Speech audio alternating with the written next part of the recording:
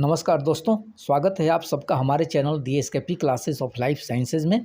इस वीडियो में आज हम क्लास 12 एनसीईआरटी बायोलॉजी के फर्स्ट यूनिट रिप्रोडक्शन के पहले चैप्टर रिप्रोडक्शन इन ऑर्गेनिज्म के बारे में जानेंगे।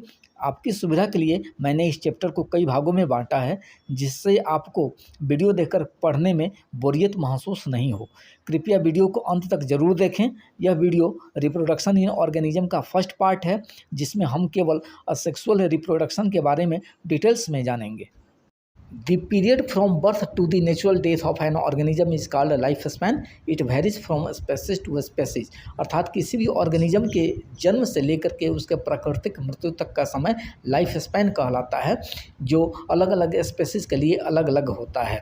आपके सामने एक चार्ट दिया हुआ है जिसमें अलग अलग स्पेसीज के अलग अलग लाइफ स्पैन दिए गए हैं, जैसे एलिफेंट का 60 to 70 years, dog 20 to 30 years, banana tree 25 years, crocodile 60 years, rice plant 3 to 4 months, butterfly 1 to 2 weeks, horse 20 to 25 years, टर्टवाइज 100 to 150 years, crow 15 years, parrot 140 years and banyan tree 200 years. Reproduction is defined as a biological process in which an organism gives rise to young ones और offspring similar to itself. अर्थात reproduction एक ऐसा biological process है जिसमें कोई organism अपने जैसा ही संतान को जन्म देता है। रिप्रोडक्शन ऑर्गेनिज्म के एग्जिस्टेंस को एंश्योर करता है। रिप्रोडक्शन किसी भी स्पेसीज के कंटिन्यूटी को पीढ़ी दर पीढ़ी बनाए रखने में सहायता करता है, और रिप्रोडक्शन ही इनहेरिटेंस और वेरिएशन में हेल्प करता है। There are two types of reproduction. First, asexual reproduction, and the second one is sexual reproduction.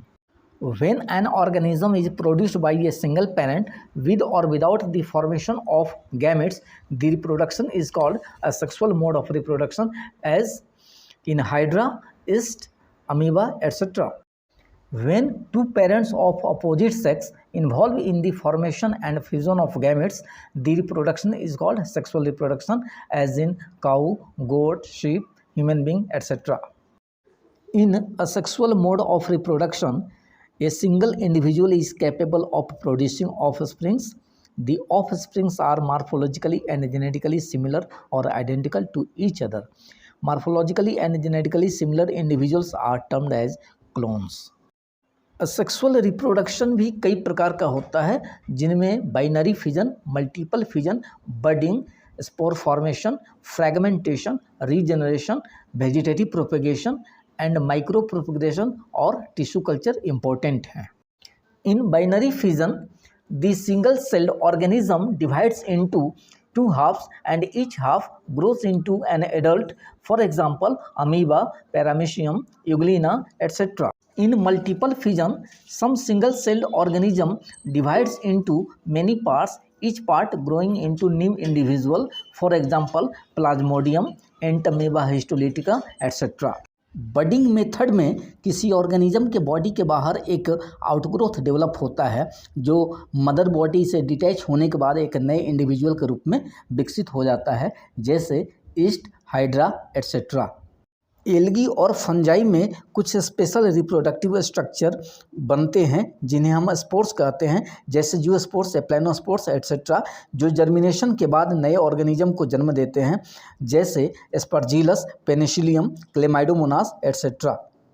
In poriferans, some bud like growth takes place within the body of the organism which give rise to new individual when released from the body. For example, Spongilla, Cycon, sponge, etc. Fragmentation mode of asexual reproduction में filamentous organism के body कई भागों में बढ़ जाते हैं। प्रत्येक part एक नए ऑर्गेनिज्म को जन्म देता है, जैसे स्पाइरोगाइरा, यूलोथ्रिक्स, etc. रीजनरेशन, कुछ ऑर्गेनिज्म के पास अपने लॉस्ट पार्ट को रिकवर करने की कैपेबिलिटी होती है, इसे ही पावर ऑफ रीजनरेशन कहते हैं। जब किसी ऑर्गेनिज्म का बॉडी कई भागों में बढ़ जाता है, तो प्रत्येक भाग अपने लॉस्ट पार्ट को रिकवर कर लेता है एक नए इंडिविजुअल के रूप में प्रस्तुत होता है, जैसे प्लेनेरिया और फ्लैटवर्म। कुछ पौधों में न्यू ऑफस्प्रिंग उसके रूट, स्टेम या लीफ जैसे वेजिटेटिव पार्ट से विकसित होते हैं, इसे ही वेजिटेटिव प्रोपेगेशन कहते हैं। यह दो प्रकार का होता है, natural vegetative propagation and artificial vegetative propagation. Natural तरीके से स्ट्रॉबेरी के रनर, जिंजर और बनाना के राइजोम, एगेव के बुलबिल, ब्रायोफाइलम के लीफ बर्ड्स, पोटैटो के स्टेम ट्यूबर, वाटर हाइसिंथ के ऑफसेट, ओनियन के बल्ब, ये सभी नए पौधों को अपने वेजिटेटिव पार्ट से जन्म देते हैं।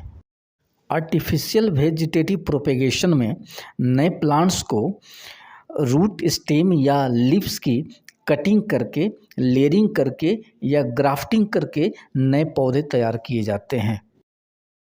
टिश्यू कल्चर या माइक्रो प्रोपेगेशन में मेरिस्टेमेटिक टिश्यू का एक पीस आर्टिफिशियल मीडियम में कल्चर किया जाता है किसी लेबोरेटरी में। कुछ समय के बाद वह टिश्यू इरेगुलरली ग्रोज करके कैलस बनाता है, जिसे कई पीस में काट लिया जाता है तथा प्रत्येक पीस को अलग अलग टेस्ट ट्यूब में डेवलप कराया जाता है और प्रत्येक पीस एक नए प्लांट को जन्म देता है। Thank you so much for watching my video. यदि आप मेरे चैनल पर पहली बार हैं तो कृपया मेरे चैनल को सब्सक्राइब करें, लाइक करें, शेयर करें और बेल आइकन बटन दबाना ना भूलें, जिससे वीडियो का लेटेस्ट अपडेट आप तक सबसे पहले पहुंचे। Thank you so much.